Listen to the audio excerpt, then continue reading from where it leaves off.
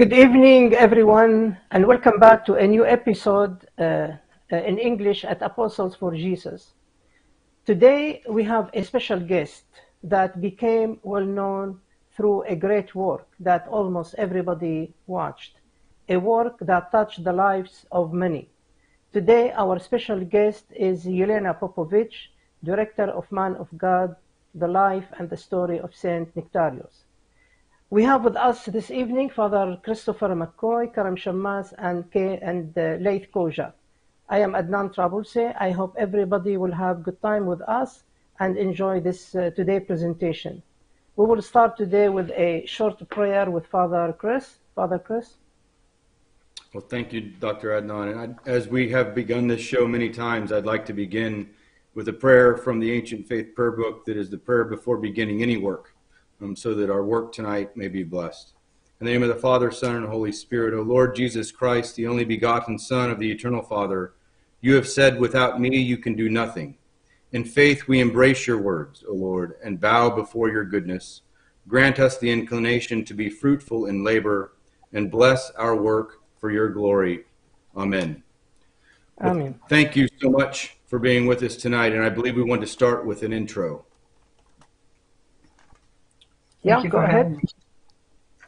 So, Okay. as are you going to play it, Karam? No, you can start about Yelena, Father, then we Okay. will do the intro, then we will have Yelena. Okay, wonderful. Thank you. So, as Dr. Adnan mentioned, we have with us tonight Yelena Popovic. Yelena is a Serbian-American actress, writer, director, and producer. She is well known for the movie Man of God, which she wrote, directed, and produced. Man of God is a film that tells the amazing story and life of Saint Nectarios of Aegina and was released for a limited time in theaters 2 winters ago. It doesn't seem like it's been that long. It's now available to watch at home through many of the different streaming services. She's also produced the film LA Superheroes and Monday Nights at 7. Yelena has several active projects in development, including a film about the life of St. Moses the Black. She co-founded the Simeon Entertainment and has recently set up Simeon Faith, which is a new film fund focused on financing and producing content with strong elements of faith. She studied at Playhouse West, an industry-recognized premier acting school and the training ground for actors, writers, and directors, and it was founded by Robert Carnegie and Jeff Goldblum. She received the Order of the Praying Theotokos from his beatitude, Patriarch Daniel of Romania, in honor of her work through the film. It is an absolute joy to have her with us this evening, and we look forward to the conversation as we talk not only about the movie Man of God, but all of the work that she has done and what we have to look forward to. Thank you. Thank you, Father.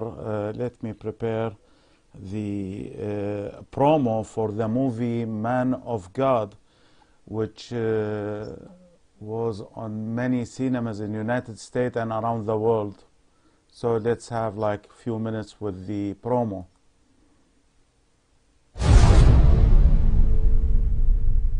Did you come here to steal our money too? Shame on you! Why don't you answer your... Are you a true Christian? I try to be. You were expelled for moral reasons. The whole island knows about you, you fallen bishop. You have brought shame to the title of bishop. You look more like a beggar than a bishop. It is a disgrace. What are you doing with these women? What is wrong with you? Jesus Christ, Son of God, have mercy on me, a sinner. Jesus Christ, Son of God, have mercy on me, a sinner. Jesus Christ, Son of God, have mercy on me, a sinner. Jesus Christ, Son of God, have mercy on me, a sinner. Jesus Christ, Son of God, have mercy on me, a sinner. Please pray for me. I'm starting to think that you're not human. I would never betray you. There is so much light in your presence. I mean, not like anyone else would see it, Your Eminence. No, Your Eminence. Not this time.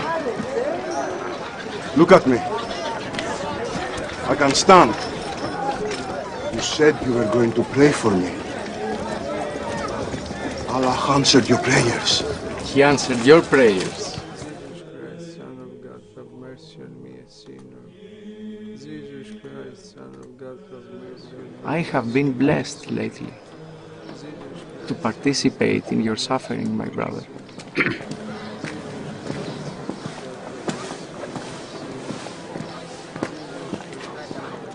They are different than they are. They don't seem to care about me. They don't seem to care about me either. But the good news is God loves us. Don't ever forget that. Please, take these. I have another pair at home.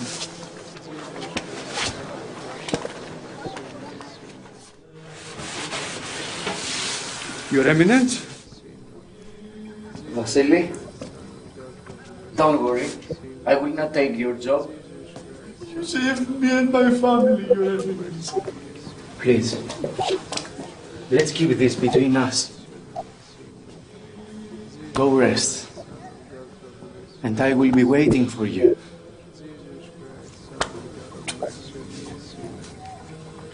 Thank you.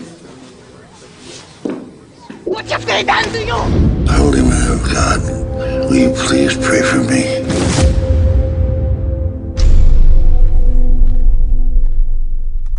Why are you doing this? Holy Man of God, will you please pray for me?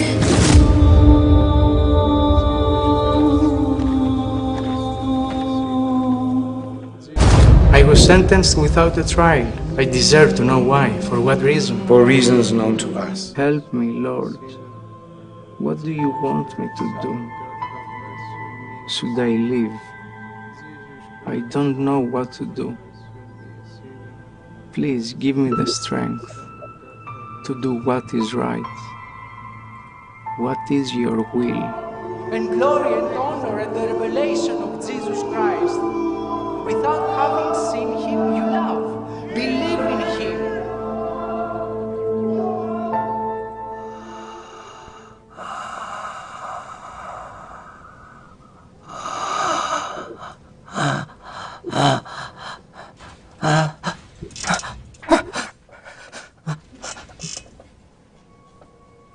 Are you speaking to me, my Lord?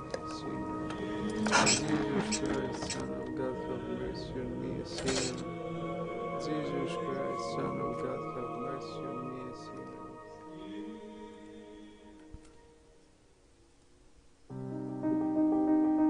Meet Yelena Popovic, the director of Man of God. On Thursday, February 22nd, on Apostles for Jesus at 8 p.m. Eastern Time.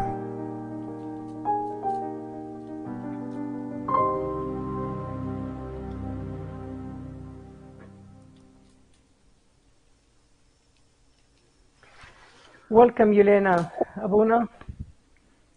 Thank you Yes, for welcome. having me. It's so great to be able to have this conversation with you tonight, Yelena. I really look forward to what we're going to talk about. I think I'd like to start with just a question to open everything up, because we just had the promo. It's a wonderful movie. I can't tell you how many times I've watched it personally. But really, why did you choose Saint Nectarios? And what drew you to that life, and how did we come to experience this wonderful film of yours? Well, without sounding proud, I hope I'm not, because I'm saying this because it's the truth. I believe that that somehow, maybe in some miraculous way, he has chosen me to find him. Because I never thought of making a film about a saint before I read a story about him, which happened in the year 2012, when I was in Belgrade for the one-year memorial of my father repose. So that's where I found the book about him. I was at the liturgy at the monastery. And as usual, after in the monastery, I would go to the bookstore and I saw a book about him. I always loved reading books on saints. Saints are these incredible individuals that lived Christ-like lives, and they've given us, at least to me, a lot of courage, a lot of support and hope. And I've heard about Saint Nectarius. And then seeing the book, for me, I bought it, and I thought it would have been a very inspiring and beautiful read on the way back to Los Angeles.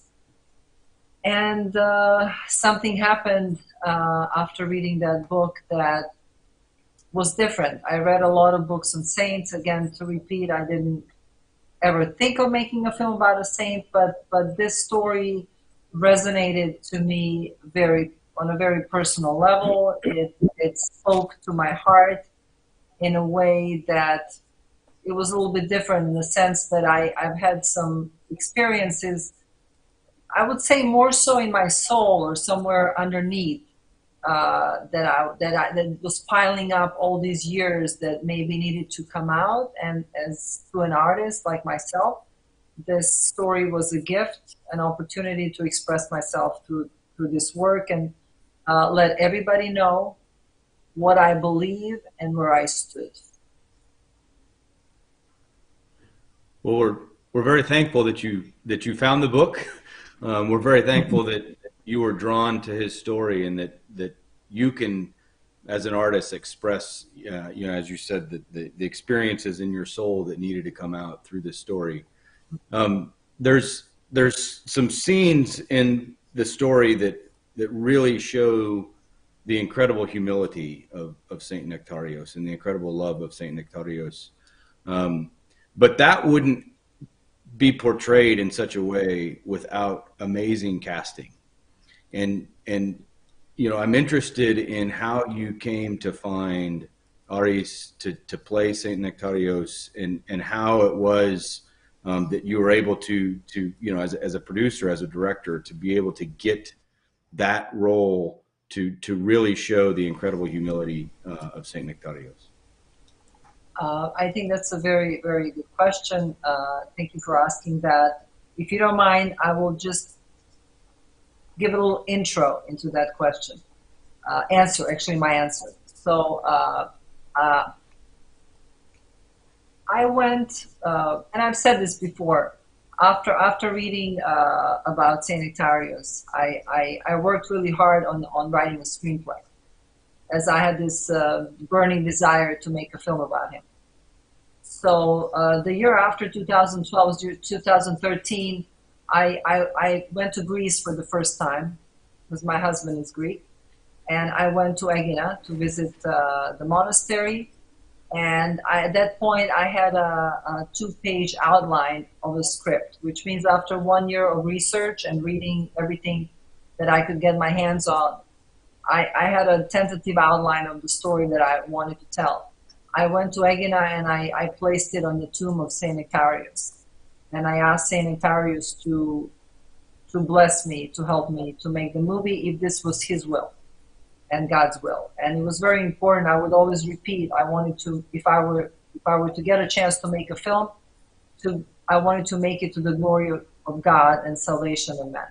So I did that 2 more times in 2014 and 2015. I did the same thing in Aegina, just with the first draft of a script and then a second draft of a script.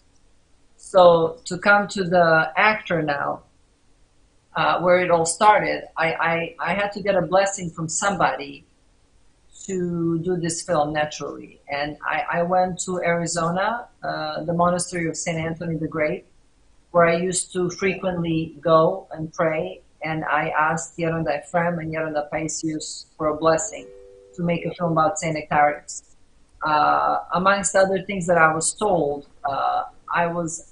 they gave me the blessing and they asked me to choose an actor that it's Orthodox and pious if I were to make a film about Saint Nectarius. So When I continued my journey, I ended up in Serbia, then in Greece, not necessarily because of the movie itself, but it's just life took me there and my family. And I had another actor that was attached originally to play the role.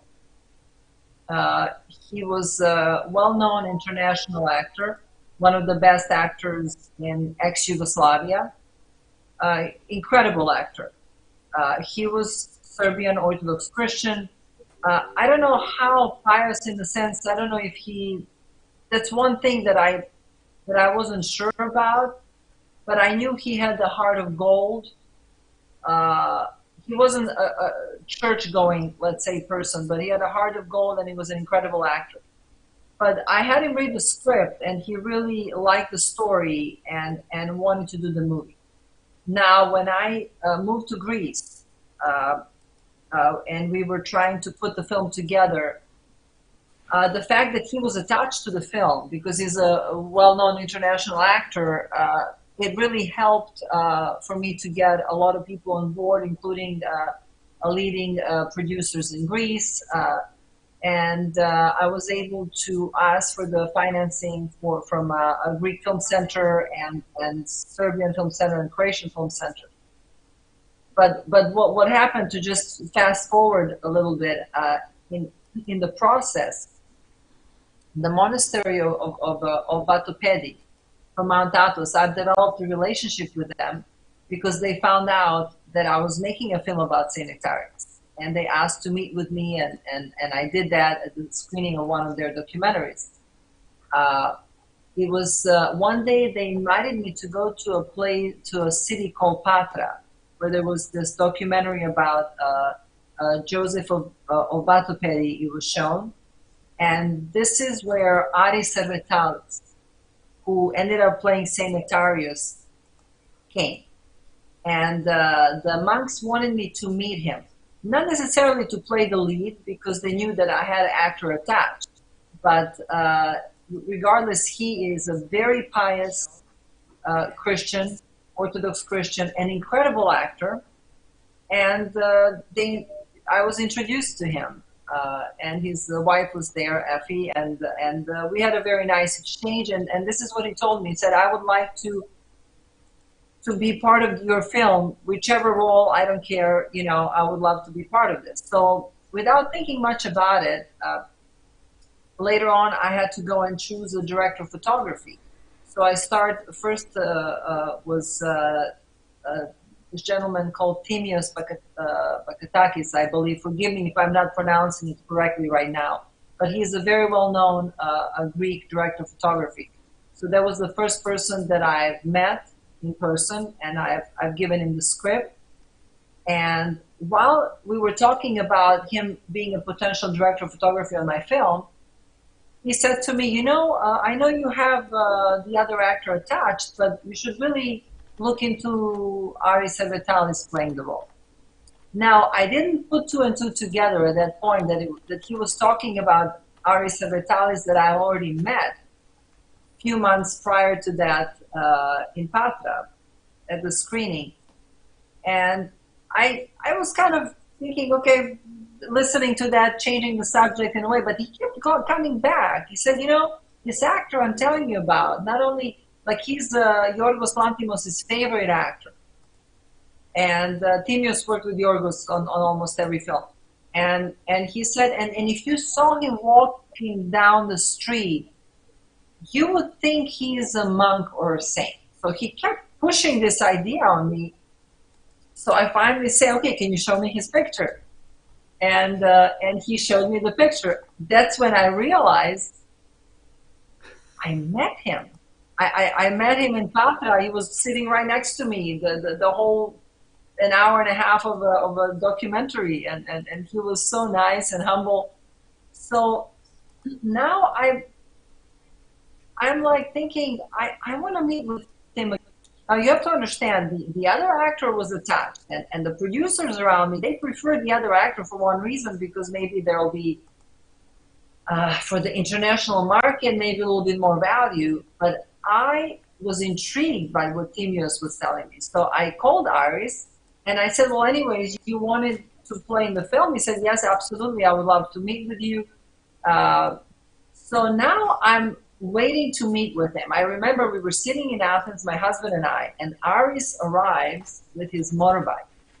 So now I'm looking at him with different lens, lens of a movie director.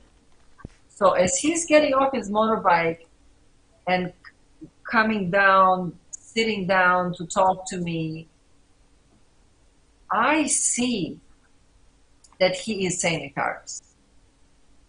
And I just realized this, and I'm just saying this, and my husband is sitting, he's the producer of the film, right next to me. And I tell Aris, I say to him, well, who knows, maybe you would play the lead. My husband looks at me, goes, Yelena, we have an actor at the house. I said, no, I'm just, putting it out there. I'm not saying anything. I'm just like saying that looking at you right now, I see Saint Icarus. My husband was like in shock. But however, the conversation continued, and we were there ultimately to discuss this other part that he was willing to play. Well, God works in mysterious ways, right? So what happened, like more and more, I was like thinking he is the right person for the part. However, now what do I do? I have to tell the other actor, who's also a personal friend of mine, who has helped me, who thanks to whom a lot of things have happened with the process of the filming of the pre-production. So obviously I was praying about this. But one thing I knew, that the other actor was not very religious. So I had an honest conversation with him at one point, and I said, I know you're doing this because you believe in me, you believe in the script, but this is not maybe your cup of tea. And all of a sudden, he says to me, you are right, and I think you should choose a Greek actor to play the role, and because it's an independent filmmaking, I have made a film before, I know how hard it is, so he actually just gave me a green light to call Aris Aritalis. And I remember the moment I hung up the phone, I called Aris, and he was somewhere filming another movie, and I asked him, Aris, do you want to play the lead role of Saint Icarus? And he said, you want me to play the lead? I said, yeah, I want you to play the lead. And he says, of course I would want that. But then look what a humble, incredible actor says right after that. He says, but are you sure that I can play that role? And I said, don't worry, you are the right person for that. So this is how this happened. It was, can you imagine, it was slightly miraculous how I met him through the monastery, how I was led to actually go back to him, and then him accepting the part. Because one more thing I'm going to say, as a film director, at least when I'm talking about myself, I'm a big fan of people like John Huston. And one thing that John Huston said was that he was doing his directing in a casting room. And what does this mean? What this means is that, like, if you can cast people that they're so believable at who they're supposed to portray, that if they don't say one word and you believe that's who they are, you have done half of your directing. So casting was, for me, one of the most important parts of my directing. Well, what an amazing story to arrive, and I agree with you. He was absolutely perfect for the role because, as you said, what a humble response. Is it even possible that I play this role? It was, and then of course we have to overcome the obstacle. That it's going to be in English, and he was really not comfortable with that. But I assured him that I will go through every scene with him, that I would help him, and I'm very grateful that he trusted me. And I must say that I have worked with an incredible actor, and I've learned so much from him. Well, so that answers the question I was going to ask. Is so he So he was not a fluent English speaker, or at least obviously not comfortable in English, to be able to do that then. Wow, that's amazing. He What? speaks English, but it's not something that he was very comfortable. Yeah. Well, what trust he had in you to be able to guide him through that. But, you know, as you said, you wanted to do a movie that was first and foremost for the glory of God, and so to find someone who has committed their life also, who's a strong Orthodox Christian, strong in the faith and committed to the glory of God, you have to be able to do that to pull the story through the screen so that everyone understands that. So, what a great story. We do have a question that I saw online that I will get to. I promise I'll get to the questions online. But along with casting, I wanted to ask one other question about casting, and you probably know where I'm going with this. How did you come to Mickey Rourke to play the paralyzed man at the end? I think, you know, knowing everything that Mickey Rourke has done in his career, to me, that's a perfect cast for him as well. But I'm curious as to how you came to that. Well, just to elaborate a little more on casting, and I will come to Mickey Rourke right after that. Sure. I have chosen every single actor with like extreme care. As I said, every role, I don't care if it was one line or lead or a supporting role. For me, it had to be very right and very believable. And I was very fortunate to have worked with so many great actors, and they trusted me. But I think in our meetings and conversations, they realized that I was actor's director. I studied drama in Playhouse West, so I understand acting very well, and I work very well with actors. So therefore, they're comfortable around me. So Mickey Rourke, on that note, when yes, I've seen a lot of films that he was in, but there was one movie that I watched. I went to the premiere of this film. It was called The Pledge. The movie was called The Pledge. It was directed by Sean Penn, and Jack Nicholson was in a lead. Mickey Rourke had only one scene in that film. It was somewhere in the middle of the movie, and the movie was slow-paced, heavy subject of a child serial killer. So that's heavy to watch. It was well done, but you know it wasn't easy to get through it. But then at one point, Jack Nicholson, who's playing the policeman who's trying to investigate all these murders, is going to the mental institution to interview a person whose daughter was killed, and ever since then he's just lost his mind, and he is in the mental asylum. Well, this is Mickey Rourke now we're talking about, and he comes in and to ask him a question about his little girl. The performance Mickey Rourke gave in that monologue that lasted a couple of minutes, I don't remember now how long, was so incredible. It was so powerful that I have never seen anyone, and I've watched a lot of movies. I'm a movie buff.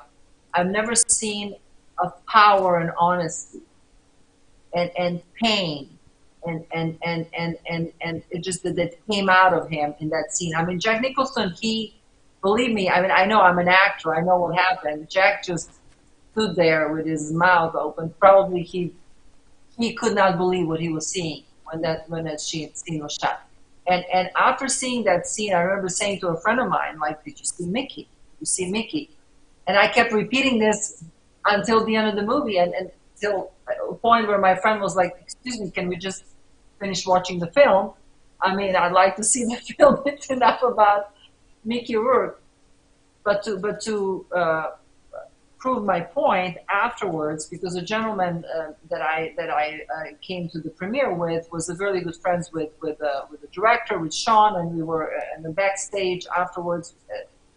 And when Sean came out, the first thing he said to everybody, "Did you see Mickey Rourke?"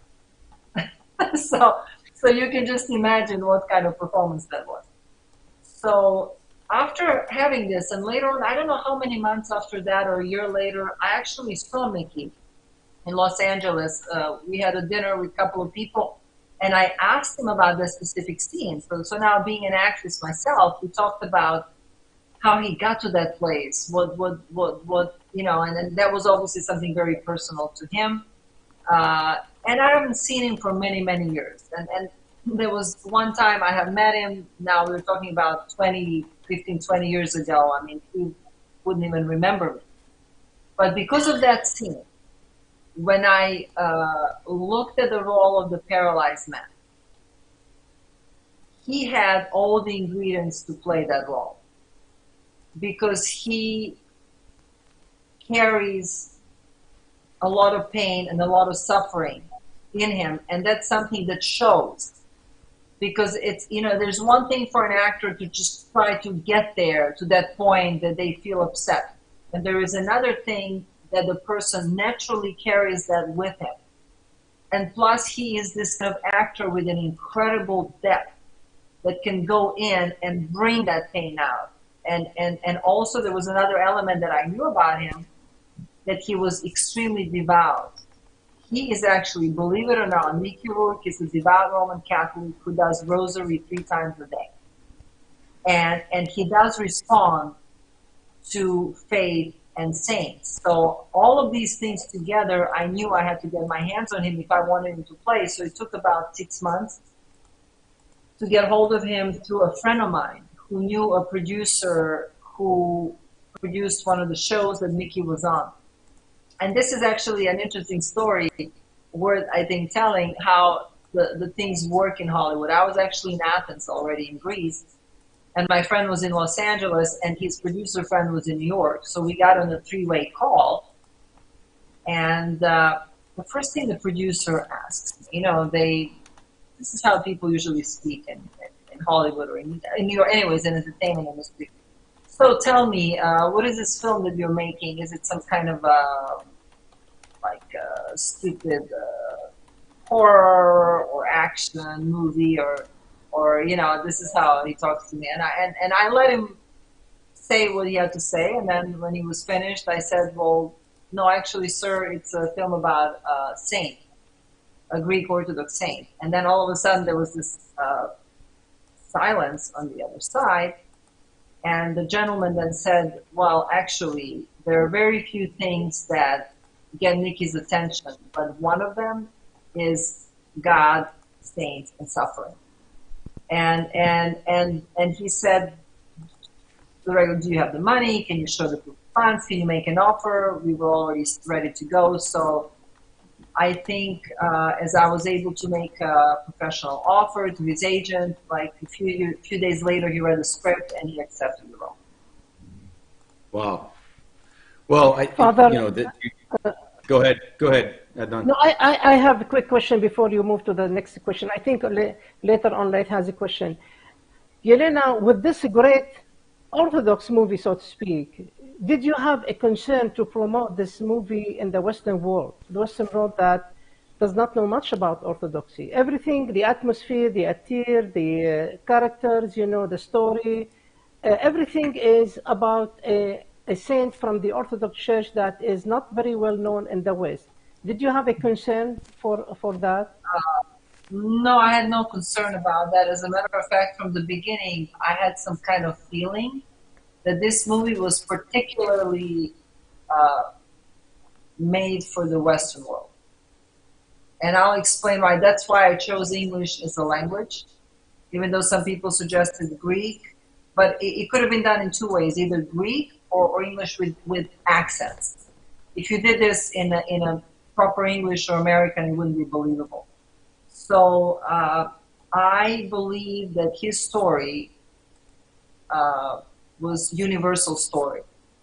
I believe that his story was a perfect story of an Orthodox saint to be presented to the Western audience, because there is no man in this world and woman who cannot relate to the unjust prosecution and suffering. And so this was, I think, the perfect way to present something that has been probably the best kept secret in the West for many, many years. And now we are living in the times of a lot of confusion and a lot of commotion, and people are seeking the truth. They're tired of nothingness. So this is a very fertile ground for orthodoxy right now. Sure. Do you have a plan to produce the same movie in different languages? What do you mean, the same movie, like Yeah, I this mean film? to have version, you know, in Greek, in French, in German, in Latin, Spanish. That's the distributor's job, and they've already done it. Okay. And They've I already would there's just movies in Russian, movies in French, movies in all the languages already. and I would add to your point, Yelena, about the fertile ground in the West, right? Because there is this desire to connect with the truth. There's this desire, and people are finding, you know, in the Orthodox faith hasn't been part of all of the conversation and the controversy and everything that's happening in the West with different denominations and problems in different churches. And so we just haven't even been in that conversation because it's been consistent. And so this truth comes out in the story with Saint Nectarios. What else comes out in the story is the persecution, as you mentioned, right? There's persecutions from within the church against him.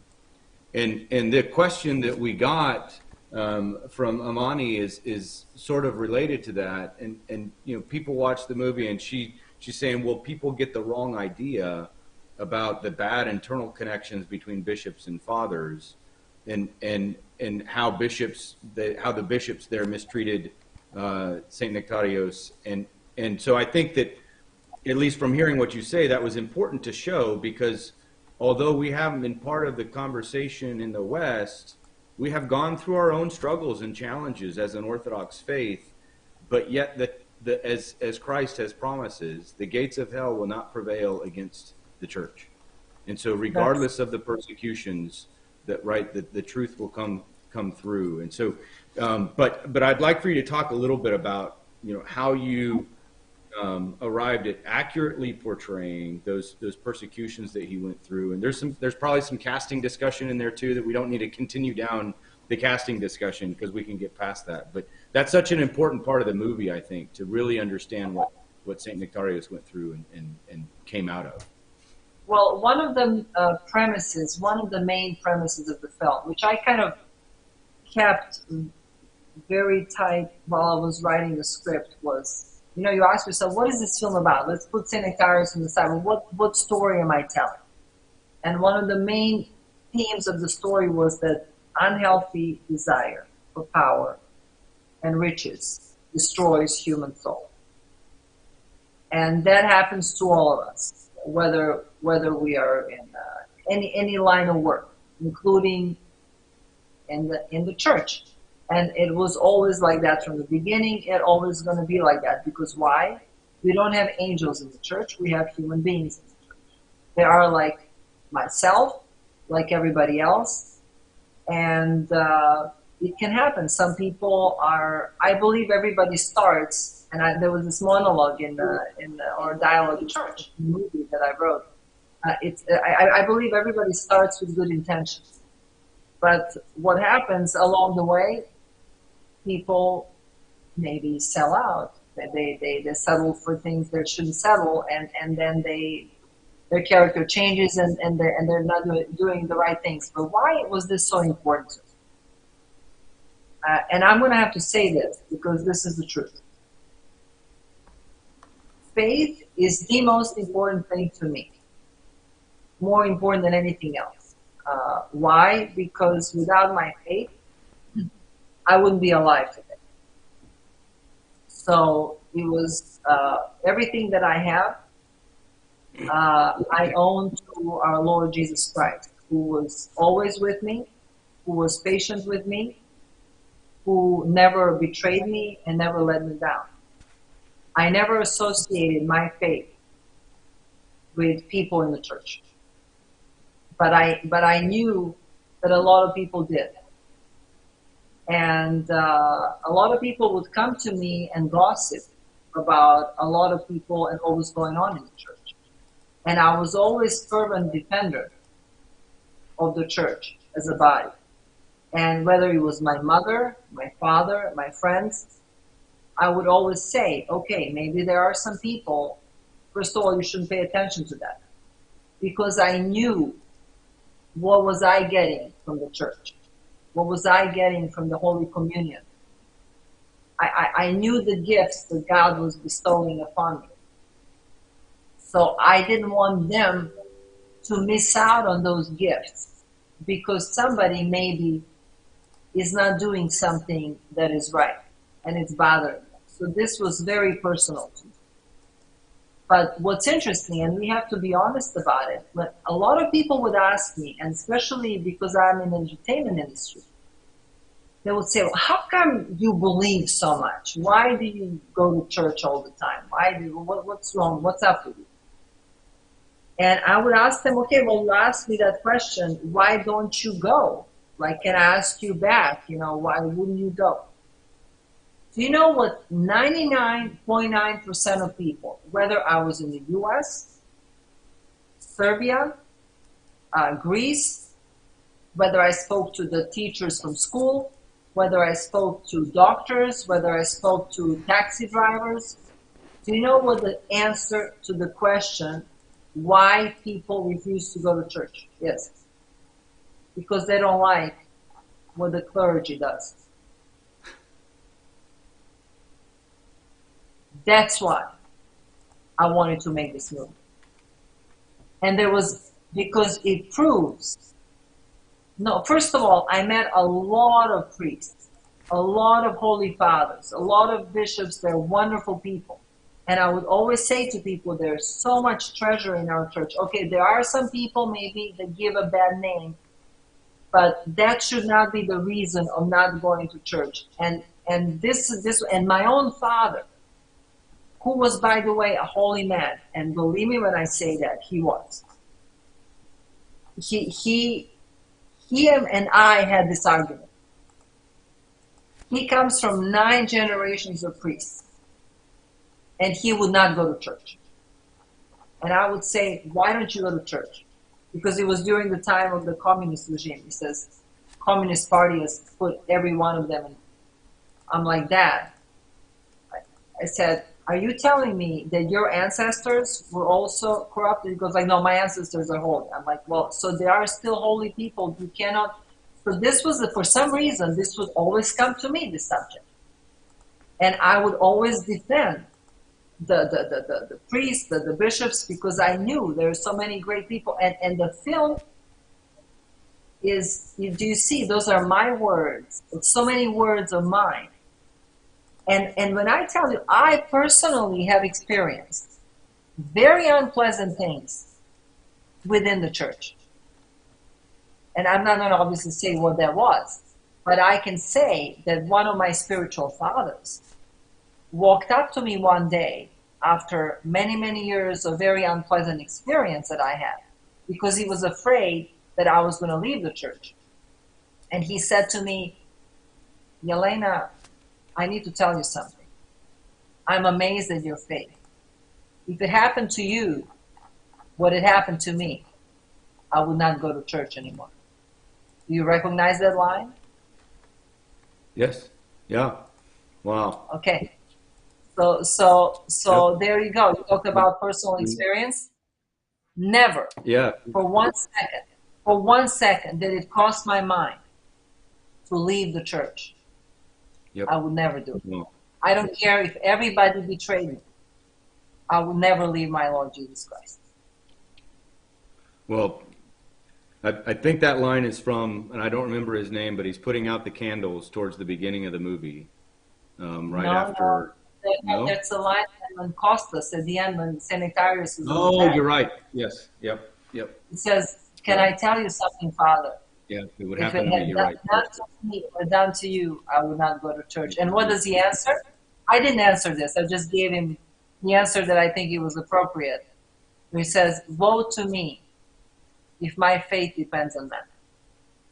Wow.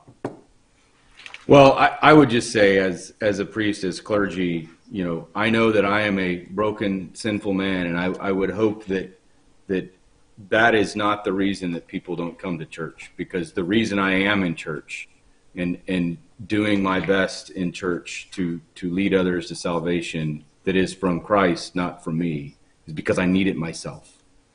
And so we all be. People shouldn't do that. We should not think, and we should not judge. You know, there's a difference when somebody does something. We're not talking about things that are outrageous. This is not what I'm talking about. That's something that it's within the church, and the bishops have to resolve that and hierarchy. That's not what I'm saying. I'm not defending abuse of people or things, and that's not what I'm just talking about. Merely that you are human beings, and thank God that you exist, so you can give us confession, you can give us communion, and that's all I'm going to say, because we are very blessed that we can practice our faith in freedom, because there were times when that was not possible, and maybe we'll meet those times again. Yeah. Well, I'd like to transition a little bit, because here we are. We said this was going to be an hour. We only got 10 minutes left.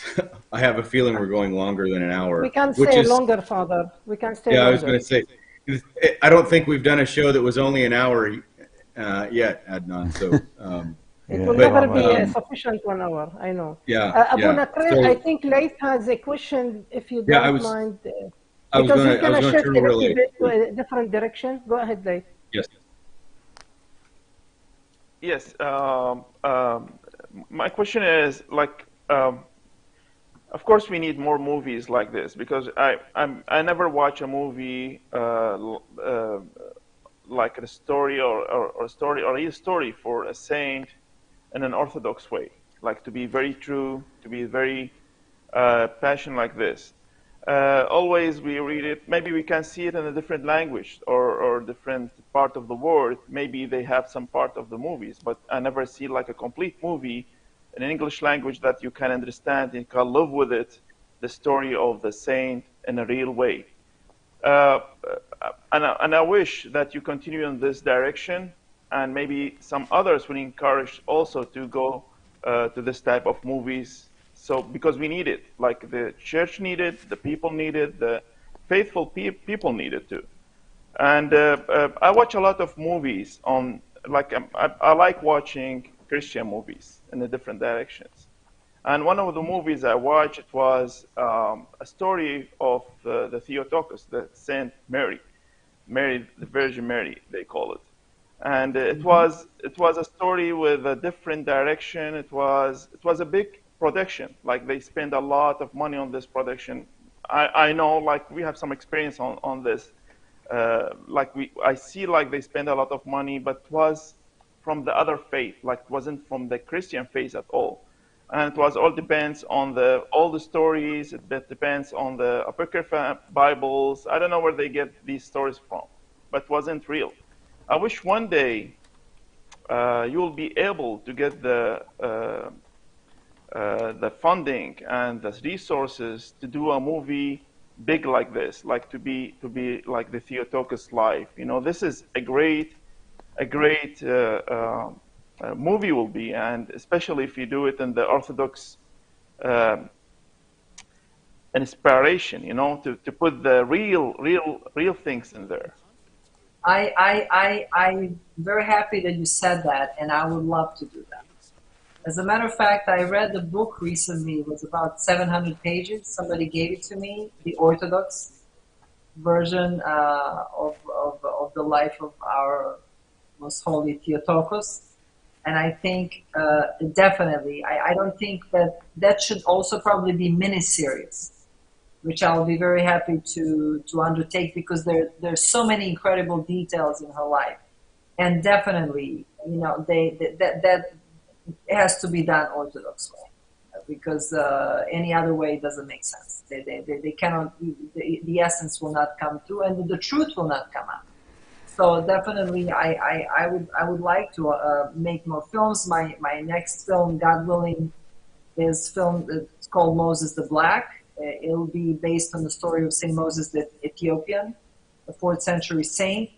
We are also putting a fund together to make more films about saints. So I think it's if we can make them as authentic and honest as possible, they will speak to people, and then the saints will do their work. True. Thank God. So there's other questions here that I'd like to get to, if that's okay. Scrolling up a little bit. So I will say I have to ask, the next question is from my wife. If I don't ask this question after we get off the show, I'm going to be in trouble. So I'm going to ask the question from my wife, Priya Stephanie. And I will preface this, and she might be upset with me for sharing this, but she's been studying. She has very great question, Abuna. She has very great She has a great question. Of course she does. Course. Thank you for teeing that up. She's been studying chant for a while, and she does the lead chanting in our church. And so her question about chanting, and of course she uses much of what is on the St. Anthony monastery for Byzantine chant music and things. So when she heard that part of your story, she really chimed in. She asked, how did you choose the specific hymns as the backdrop of the movie? Was there a specific choir that you used?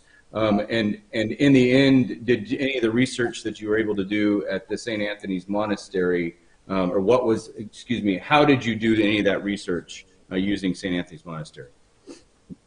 Well, first of all, I had a composer that handled the whole thing with the music. Music is a very important part of filmmaking.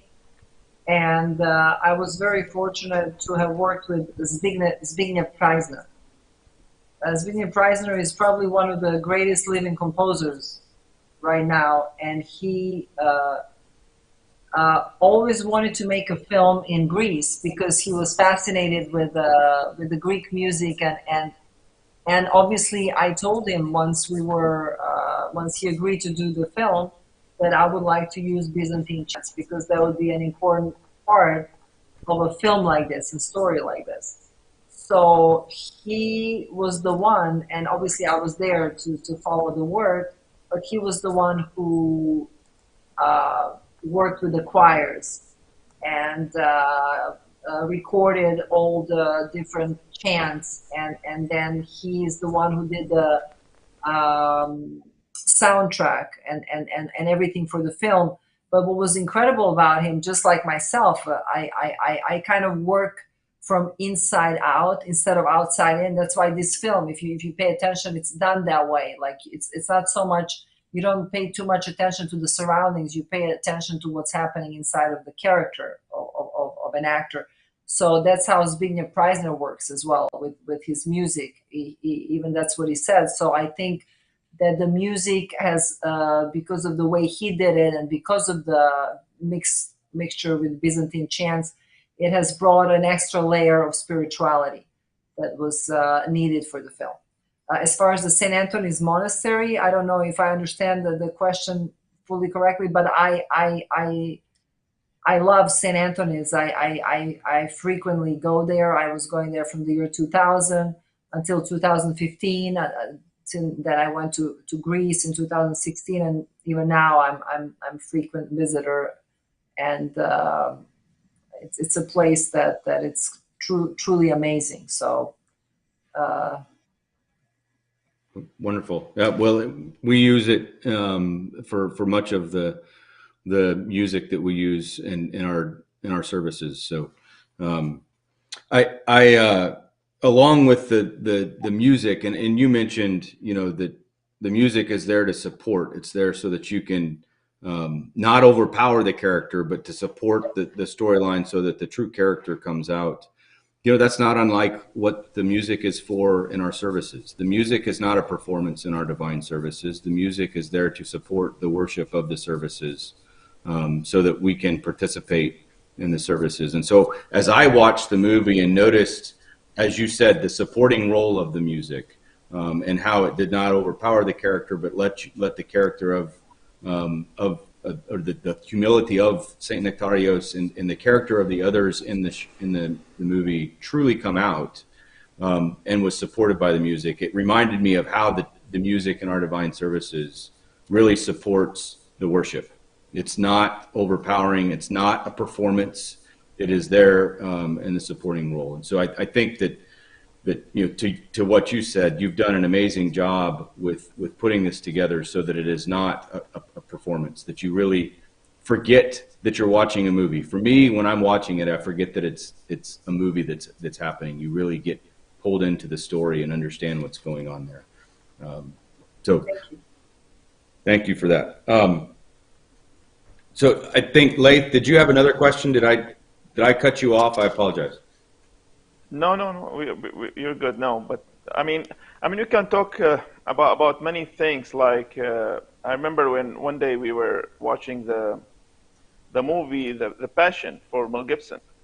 So I was watching. I say, oh, if he did this in here, why he didn't do that in there? You know, like you find things, like you see it, like it's better to do it in this way or in that way. Then we were talking, say, why don't we do a movie for Jesus movie, according to St. John, the Bible, you know, to show the deep story on the Bible that's can affect the people. Like when you watch it, you will see the man who is God incarnate. You will understand it through the movie.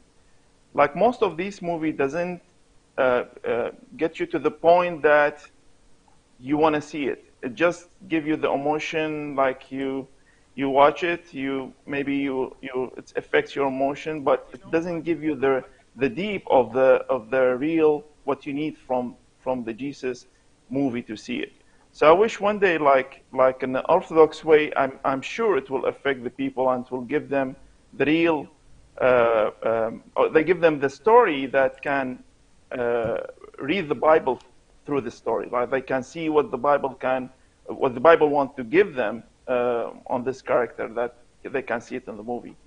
You know, and nobody can do this except somebody who has the faith, the deep faith, and also the vision for this character. Well, also that's another thing. We just didn't have a chance until recently to show our ways, you know, and especially in the Western world.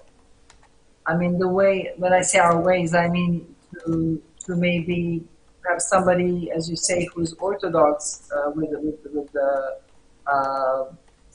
specific vision to present that kind of story. I mean, for me, probably the greatest scene of Jesus Christ ever filmed was in the film called Ben-Hur, when you saw him only from the back, and you saw the reaction of people that met him. So far, that's the greatest portrayal of Christ on the big screen. Maybe somebody will manage to do something like that. Can I ask a question, Yelena?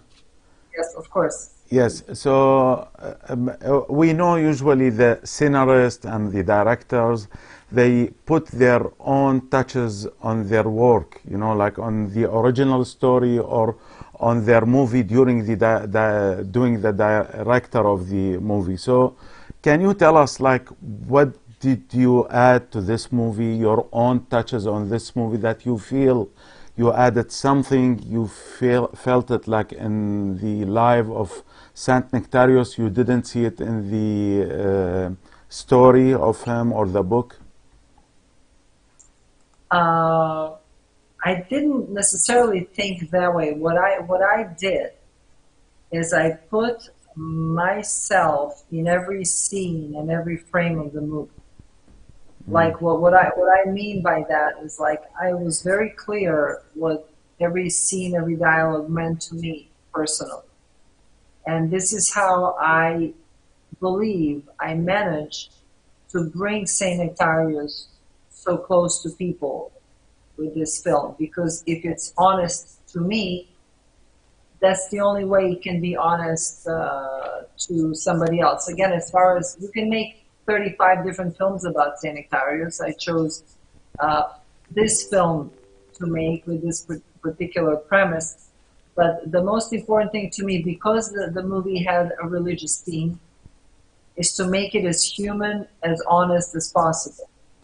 Because that's the only way that if the artist is honest at its work, if it's God's will, maybe something special will happen to the work because it's honest and it's hard. You know, a lot of people along the way would try to tell me, well, how are you going to depict that light?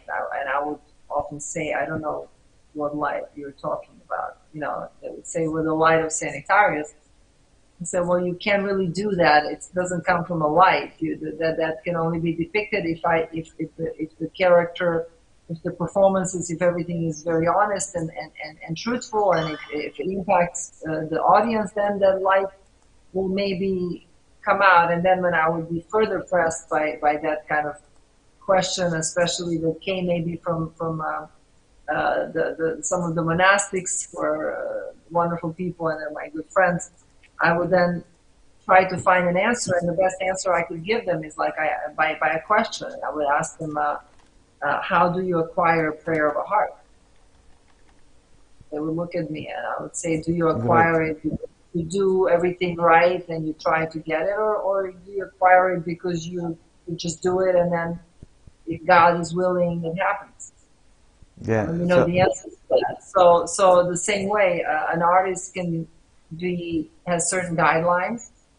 It has to be honest, it has to be from the heart, and the craft has to be well developed. And then if it's God's will, if you're talking about a spiritual movie, then something can happen. And something must have happened in some ways, because I'm just hearing it now over and over again in the Western world, here in the United States, and I've heard it from various places, from the fathers that are at the different monasteries and churches that are dedicated to St. Nectarius. They have overwhelming amount of people. They're not Orthodox. They have looked for the church dedicated to St. Nectarius, and they join the parish because they've seen my film. Yeah, I have like a couple of questions. I will say all of them and I will leave you talk about them. First question, are we going to see the movie again in the cinemas? Because like many of the people at the church, after we told them like you will be on our channel, they asked me to ask you, are we gonna see the movie again in the theaters? The second question, okay, you can answer this one quickly. The movie is on Amazon Prime. Okay. It's on Apple TV. Okay. It's on everything, apart from Netflix, which I'm sure eventually it will be there as well. It's everywhere, but Amazon Prime has it. So movies, like any other films, not only my film, it has a certain life in the theater. And then, unless it's some special screening, then all the films go on either Netflix, Amazon Prime, but it's available on Amazon Prime, and I know a lot of people have it, and I would encourage people to watch it. Yeah, great. So I ask people, guys, like prepare a time for your family to attend this movie on Amazon. Like it's a great movie to learn about the humble and the straight faith of Saint Nectarius, who taught us a lot by this movie. Thanks for Yelena that she did this movie. Yelena, the last question for me today, like, do you think God helped you during this movie to make this movie come alive? Oh, you know, to make any film, you need a little bit of a miracle. To make a film about a saint, you need help of God. Sure, So, give me an example. I would be, well, how did it all happen? How did I get the financing for it? I was no one, you know. The monastery from Mount Athos finds out about me, and they helped me to get the funds. In this case, he was Batopedi, Yelena Popovic. Those things just don't happen. The premiere of the film happens in Mount Athos. In front of 50 monks. And the only other film they've screened is Passion of Christ. The film predictions in Greece were that only a few grandmothers with few grandchildren will see the movie. It turned out to be a phenomenon. It was the most successful film of the year. You had people in line waiting to see the film. Young people saw it 5-6 times. So I can say my main producer is Saint Nectarius, and if I wouldn't say that, I would be lying. Nice. Dr. Wonderful. Adnan, if you have any questions. As a matter of fact, I have one question for you. We know that Saint Nectarius composed a chant for the Theotokos. We did not see that in the movie. Is there any reason for that? There is a reason for that, because composer, actually I suggested that chant goes over the apology that was present at the end. And but the composer composed the whole music, and it's just he had to make that decision. I mean, I'm a film director, but I cannot overrule certain things, and that wouldn't be it wouldn't be like correct to do that. So I simply said, Saint Nectarius, forgive me, I wanted that there. Anyways, the chant is available, people can see it. But then what I did, I said, then I want silence, because I couldn't have that song. I said, there'll be no words, and no nothing. So people can just read about it, but I wanted it. So that's the reason. I will say that I would agree with you. It would have been beautiful to have that chant there, but it was powerful for that apology to be silent as well. That was a powerful moment at the end of the movie. Yeah. Well, I think that we're coming close to the end. We probably could go for another 2 hours, but I won't do that to you, Yelena, even though our viewers might like it. But I will say, I've heard, if you've talked, truly this movie is a prayer.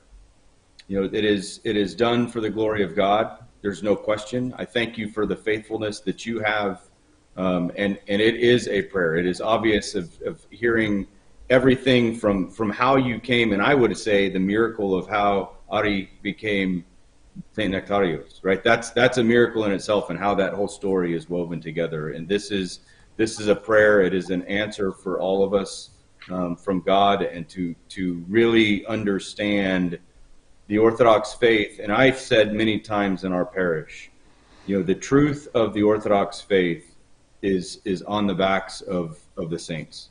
And the church stands on the saints who have in many cases given their life for the church, but those that were not martyred for the church certainly gave the amazing example for all of us. And it is through these lives, and Saint Nectarius is certainly no exception, that we see the incredible love of Christ that can be shown through us with great humility and with great love. And so thank you for showing that. I've seen many questions tonight asking what the movie is, so I will restate that we've been talking about the movie. And I want to thank you for having me, first of all. Thank you. I'm honored to be here tonight. Absolutely. Well, thank you for taking the time. The movie that we've been talking about is Man of God. It was released in theaters 2 years ago, which is hard for me to believe. I almost said 1 year ago, and then I was looking it up, and I realized that it was in March of 2022 when it came out. And I remember we went as a parish during Great Lent to go see it in the theater.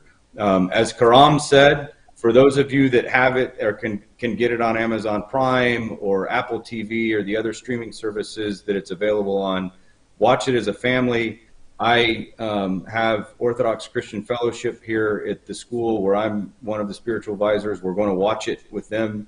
We'll watch it with my parish. It's an amazing movie.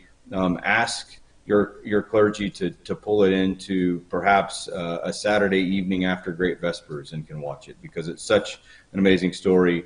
And I've used scenes from it in homilies to talk about the wonderful humility that we see displayed from Saint Nectarius. So again, man of God, Yelena, thank you for your faithfulness in this and for being willing to put your heart into this and sharing with us where your story shines through in this as well, to truly understand that this is your prayer for the church, and we get to see that, and also we very much look forward to Moses the Black when it can come out.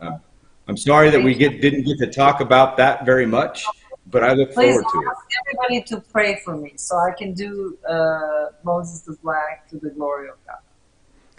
Yeah, Well, so Father, one last question before we end. Sure, sorry.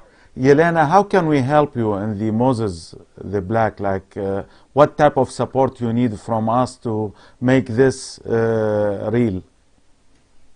Well, we are raising funds currently for a new fund called Simeon Faith, and it'll be a first Christian Orthodox film fund that will operate on the studio level, which means that these films will have proper theatrical distribution.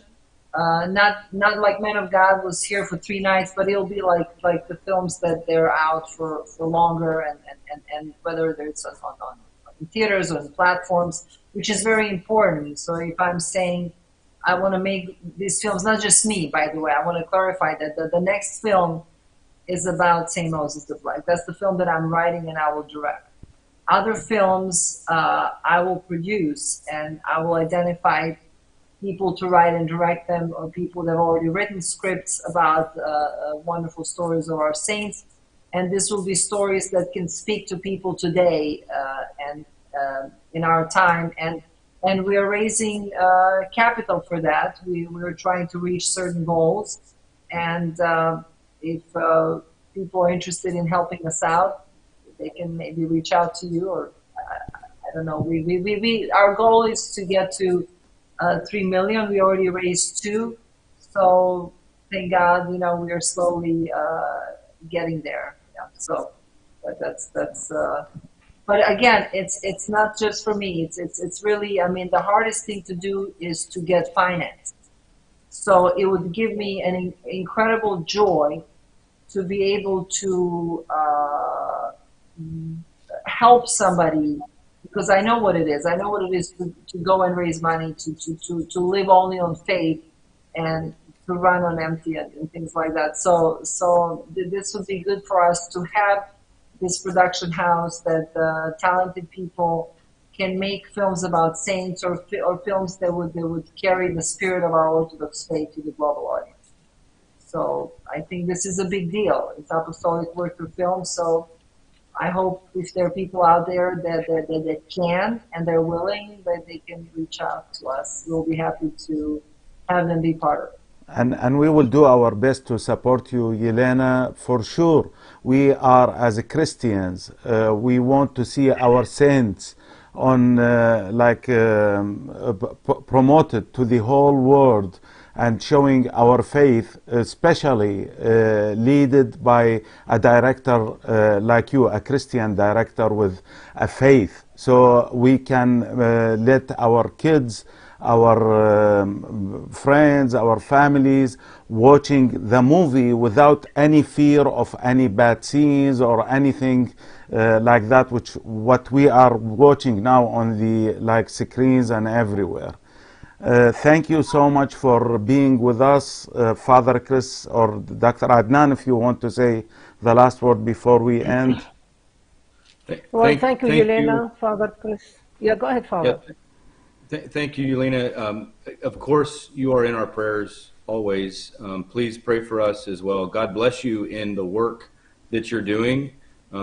We thank you for the work you have done. Very much look forward to what you will do. And God bless this work that glorifies God and brings the light of Christ to the world. So thank you so much for that. And we look forward to continuing this discussion. Perhaps we'll do this again when we can talk about Moses the Black. So thank you very much. Thank you. Thank you. It will be my pleasure. Thank you so much. Thank you.